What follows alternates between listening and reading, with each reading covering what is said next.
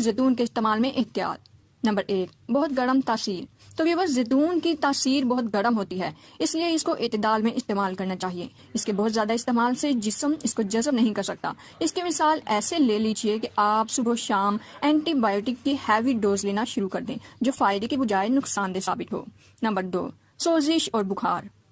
जैतून क्योंकि ज़बरदस्त एंटीबायोटिक है और इन्फेक्शन का खात्मा करता है, तो जब आप पहली दफ़ा इसको इस्तेमाल करते हैं तो आपको जोड़ों का दर्द, पट्टों की सोजिश, सर दर्द या बुखार भी हो सकता है, क्योंकि जैतून अपने तकसीदी अमल से जिस्म में फासिद मादों का इखराज करता है।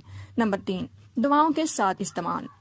जैतून खुद एंटीऑक्सीडेंट है, मगर ये दूसरी दवाओं के साथ नामुवाफिक भी है, इसलिए शुगर और ज़ियाबतीस के मरीज जैतून के इस्तेमाल के साथ दूसरी इंग्लिश मेडिसिन का इस्तेमाल ना करें, वरना मुश्किलात भी हो सकती हैं। नंबर 4, पेट खराब होना। तो व्यूअर्स, जैतून चूंकि कब्ज़ कुशा है और आंतों की सफाई भी करता है, इसलिए शुरू में